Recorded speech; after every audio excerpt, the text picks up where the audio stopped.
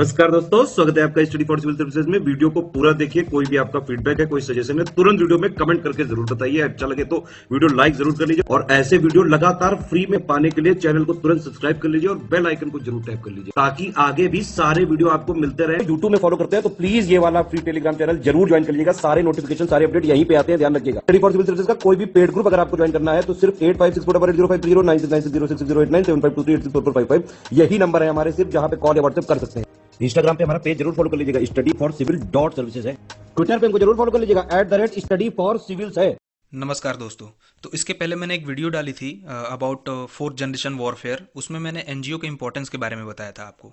NGO जो कि civil society होती है, ये किस तरीके से रोल प्ले करती हैं हमारे कंट्री के डेवलपमेंट में, और साथ ही साथ डेवलपमेंट जो हो रही है उसको रोकने में भी इनको फॉरेन कंट्रीब्यूशन मिलता है। और कुछ एनजीओज वगैरह होती हैं जो इसको पॉजिटिव वे में यूज़ करती हैं फॉर आवर कंट्रीज डेवलपमेंट, और कुछ एनजीओ होती हैं जो उन डेवलपमेंट प्रोजेक्ट्स को रोकने के लिए काम करती हैं, इन फॉरेन कंट्रीब्यूशन का इस्तेमाल करती हैं, जो कि बहुत ही डेट्रीमेंटल होता है हमारी इकोनॉमी के लिए और हमारे लोगों की को पावर्टी से और अनएम्प्लॉयमेंट से ऊपर ले जाने के लिए।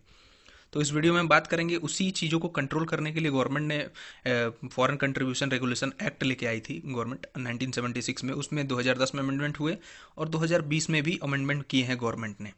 तो उस अमेंडमेंट्स को लेके एनजीओज किस तरीके से प्रोटेस्ट कर रही हैं, क्या उनके ग्रीवेंसेस हैं और कहाँ तक गवर्नमेंट सही है, इस बारे में इस वीडियो में बात करेंगे। डिटेल में देखेंगे पूरे अमेंडमेंट को। आइए शुरू करते हैं इस वीडियो को। तो जब 2020 में अमेंडमेंट किया गया सीआरए एक्ट में, तो कुछ एनजीओज वगैरह सुप्रीम कोर्ट चले गए। सुप्रीम कोर्ट ने सेंटर से जवाब मांगा तो सेंटर ने कहा कि फंडामेंटल राइट नहीं है एनजीओज का फॉरेन कंट्रीब्यूशन लेना। मतलब एक फंडामेंटल राइट, आपको पता है state can not abrogate that. तो ये एनजीओ का फंडामेंटल राइट नहीं है कि वो फॉरेन कंट्रीब्यूशन ले ही ले और बिना किसी रोक टोक के उस पर कुछ रेगुलेशन ले आना। ये सेंटर की जिम्मेदारी है, जिससे वो एश्योर कर सके कि कंट्री जो भी वो ले रहे हैं फॉरेन कंट्रीब्यूशन, उसका यूज़ वो कंट्री के डेवलपमेंट में कर रहे हैं, ना कि उसको ख़राब करने में। तो यही था गवर्नमेंट का रिप्लाई। और तो इन सब चीज़ों के बारे में और क्रिस्टल क्लियरिटी होने के लिए हमें थोड़ा सा जानना पड़ेगा कि फॉरेन कंट्रीब्यूशन रेगुलेशन एक्ट है क्या। उसके बारे में मैं थोड़ी सी जानकारी आपको दे दूं। तो इसको ले आया गया था 1976 में सबसे पहले। जैसे मैंने बताया कि एनजीओज वगैरह फ़ॉरेन से पैसे लेती हैं और उसको इंडिया के डेवलपमेंट प्रोजेक्ट में, या जैसे पॉवर्टी एलिवेशन प्रोग्राम हो गया, अनएम्प्लॉयमेंट को दूर करने के लिए जो प्रोग्राम हो गया, एम्प्लॉयमेंट जनरेशन प्रोग्राम वगैरह होता है, उसको इन्वायरमेंट से रिलेटेड जो प्रोग्राम्स होते हैं उसमें हेल्पफुल होती हैं ये एनजीओज वगैरह। लेकिन वहीं पे कुछ एनजीओज उसको इंडिया के डेवलपमेंट प्रोजेक्ट्स को कम करने में या उसको हटाने में भी अपना योगदान देते हैं।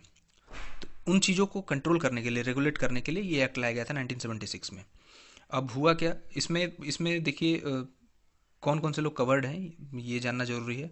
इंडिविजुअल्स हैं, ऑर्गेनाइजेशंस हैं, एसोसिएशंस हैं, ग्रुप्स हैं, एनजीओ हैं, वो सारे लोग जो भी फॉरेन डोनेशन लेते हैं। इसमें 2010 में अमेंडमेंट लाया गया। अब 2010 में जो अमेंडमेंट थे उसमें क्या क्या प्रावधान थे, जैसे कि कोई भी एनजीओ जो कि न्यूट्रल नेचर का नहीं है और पॉलिटिक्स से जुड़ा हुआ है, वो फॉरेन कंट्रीब्यूशन नहीं ले सकता। एक तो ये बात बोली गई 2010 के अमेंडमेंट में। दूसरा ये बोला गया कि एनजीओ को रजिस्ट्रेशन कराना होगा, रजिस्ट्रेशन सर्टिफिकेट लेना होगा हर 5 साल में। यानी एक बार अगर वो रजिस्ट्रेशन सर्टिफिकेट लेता है तो वो 5 साल के लिए वैलिड होगा, और फिर उसके बाद 5 साल खत्म होने के बाद उसको रिन्यू कराना पड़ेगा। और जो एनजीओ रजिस्टर्ड नहीं है वो फॉरेन कंट्रीब्यूशन नहीं ले सकता। अच्छा, फॉरेन कंट्रीब्यूशन लेने के लिए एक सेपरेट बैंक अकाउंट होगा उनका, जो कि हमारी गवर्नमेंट अलॉट करेगी। तो ये 2010 के कुछ अमेंडमेंट थे। 2020 में क्या अमेंडमेंट लाए गए हैं, देखिए इसमें इसमें तो एक ऑर्गेनाइजेशन की बात की गई है। 2010 के अमेंडमेंट में एक ऑर्गेनाइजेशन की बात की गई है, लेकिन 2020 के अमेंडमेंट में इसमें इंडिविजुअल के ऊपर भी ध्यान दिया गया है। कुछ इंडिविजुअल भी हैं जो फॉरेन कंट्रीब्यूशन लेते हैं, नॉट बीइंग एन ऑर्गेनाइजेशन, वो इंडिविजुअली ही फॉरेन कंट्रीब्यूशन लेते हैं और उसको लगाते हैं इंडिया में। तो उसमें भी उनके ऊपर कुछ ऑब्लिगेशंस लाए गए। देखिए जो 2020 में अमेंडमेंट लाया गया उसमें ब्रैकेट को, ये जो सेट है उसको इंक्रीज कर दिया गया। पहले क्या बोला गया था 2010 में कि जो पॉलिटिकल नेचर के लोग हैं या ऑर्गेनाइजेशन है, लोगों की बात तो की नहीं गई थी इसमें, ऑर्गेनाइजेशन की बात की गई थी। तो बोला गया था कि जो पॉलिटिकल नेचर के ऑर्गेनाइजेशन है या जो न्यूट्रल नहीं होते हैं, उनको रेस्ट्रिक्शन लगाए गए थे, वो रिसीव नहीं कर सकते। अब इस ब्रैकेट को इंक्रीज कर दिया गया है 2020 के अमेंडमेंट में। इसमें न्यूज़पेपर को भी इंक्लूड कर दिया गया है, पब्लिशर और एडिटर होते हैं जो न्यूज़पेपर के, जजेस होते हैं किसी कोर्ट के, गवर्नमेंट सर्वेंट हैं, लेजिस्लेटिव मेंबर्स हैं, पॉलिटिकल पार्टीज हैं, ये सब भी फॉरेन डोनेशन नहीं ले सकते। फिर उसके बाद जो भी फॉरेन डोनेशन आता है वो किसी अदर पर्सन को ट्रांसफ़र नहीं कर सकते, अदर पर्सन या अदर जो ऑर्गेनाइजेशन है उनको ट्रांसफ़र नहीं कर सकते। मतलब आपको अगर किसी ने फॉरेन डोनेशन किया है तो आप ही उसका यूज़ कर सकते हैं, आप किसी और को ट्रांसफ़र नहीं कर सकते। फिर उसके बाद कि अगर आप एक इन कंडीशन आपके पास रजिस्ट्रेशन नहीं है या रजिस्ट्रेशन किसी तरीके से ख़त्म हो गया और आप नहीं ले पा रहे उसको, तो आपको स्पेशल परमिशन ले सकते हैं गवर्नमेंट से आप फॉरेन डोनेशन लेने के लिए। गवर्नमेंट अगर उस कंडीशन में आपको परमिट कर देती है तो आप फॉरेन डोनेशन ले सकते हैं। फिर एक जो सबसे बड़ा रेगुलेशन इस अमेंडमेंट का है वो ये है कि जितने भी इम्प्लॉयज़ हैं या जितने भी मेंबर हैं वो उस ऑर्गेनाइजेशन से जो फॉरेन कंट्रीब्यूशन लेती है उसका उनके आधार नंबर को जोड़ा जाएगा उनके रजिस्ट्रेशन के साथ। तो आधार नंबर सीडिंग भी की जाएगी। फिर उसके बाद एक जो ये है कि जैसे मैंने पहले 2010 के अमेंडमेंट में बताया कि सभी एक पर्टिकुलर ब्रांच होगा बैंक का, उसी में फॉरेन कंट्रीब्यूशन लेंगे और वो ब्रांच एलोकेट किया जाएगा सेंट्रल गवर्नमेंट के द्वारा। लेकिन 2020 में बोल दिया गया कि एक ही बैंक होगा और उसका एक ही ब्रांच होगा। एक बैंक जिस उस कंडीशन में एसबीआई और उसका एक ही ब्रांच जो कि दिल्ली में है वहीं पे फॉरेन कंट्रीब्यूशन आएगा, और कहीं किसी कंट्री के किसी भी भाग में किसी भी ब्रांच में कोई फॉरेन कंट्रीब्यूशन या फॉरेन डोनेशन नहीं आ सकता। फिर एक रजिस्ट्रेशन वाला क्राइटेरिया मैंने बताया 5 साल में इसमें भी वैलिड है, और अगर एक्सपायर हो जाता है आपका रजिस्ट्रेशन सर्टिफिकेट 5 साल बाद तो आपको उसको रिन्यू कराना ही कराना होगा, बिना करवाया फॉरेन कंट्रीब्यूशन या फॉरेन डोनेशन नहीं ले सकते। तो अभी इस पे इश्यूज़ क्या राइज हो रहे हैं जो जिसको लेके सारे एनजीओज़ वगैरह सुप्रीम कोर्ट में गए थे, जिसमें सुप्रीम कोर्ट ने सेंट्रल गवर्नमेंट से क्लेरिफिकेशन मांगा था। उन्होंने बोला कि इससे लाइवलीहुड हर्ट होगा। आपको मैं बताऊं, इसमें लिखा नहीं हुआ था, लेकिन पहले ये होता था कि एडमिनिस्ट्रेटिव कॉस्ट जो होता है, जो भी सैलरीज वगैरह पे करनी होती है या जो भी इंफ्रास्ट्रक्चर डेवलपमेंट करना होता है एनजीओ वगैरह में, तो उसमें वो जो भी फॉरेन डोनेशन आता था उसका 50% एलोकेट करते थे एडमिनिस्ट्रेशन में।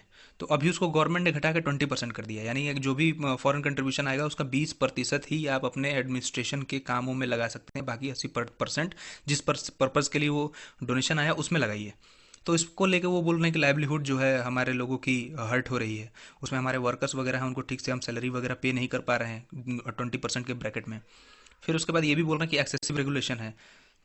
जैसे बहुत सी एनजीओज़ वगैरह हैं जो अच्छा काम भी करते हैं इंडिया में, जैसे नर्मदा बचाओ आंदोलन के बारे में आपने सुना।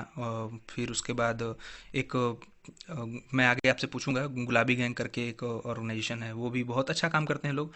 प्रथम फाउंडेशन है, मैं यू नेम इट, बहुत से ऐसे ऑर्गेनाइजेशन हैं एनजीओज़ हैं जो बहुत अच्छा काम करते हैं, लेकिन वहीं पे कुछ ऐसे हैं जो कंट्री के डेवलपमेंट को हैम्पर करते हैं। तो इस चीज़ को लेके भी वो सुप्रीम कोर्ट में गए हुए थे, याचिका दायर की थी। फिर बोला था कि एनजीओ का जो ऑपरेशन है उसको रेस्ट्रिक्ट कर रहे हैं, मतलब उनको काम नहीं करने दे रहे हैं। फिर फॉरेन डोनेशन जो है, फॉरेन इन्वेस्टमेंट जो है इंडिया में रिड्यूस होगा अगर इस एक्ट को गवर्नमेंट इम्प्लीमेंट करने लगती है, तो ऑब्वियसली इम्पैक्ट होगा, लेकिन उस वो हमारे सिक्योरिटी से ज़्यादा इंपॉर्टेंट नहीं है, हमारे कंट्री की सिक्योरिटी से। फिर उनका ये कहना है कि ये जो अमेंडमेंट है ये इनकम्पेटेबल है विथ इंटरनेशनल लॉ, मतलब जो इंटरनेशनल कानून है उसके साथ साथ संगत नहीं रखता। जैसे कि United nation human right council जो है उसने कहा था कि कोई भी लॉ जो है वो रेस्ट्रिक्ट नहीं कर सकता किसी भी ऑर्गेनाइजेशन को या किसी भी पर्सन को from having a foreign funding, मतलब फॉरेन डोनेशन लेने से किसी भी इंडिविजुअल को रेस्ट्रिक्ट नहीं किया जा सकता।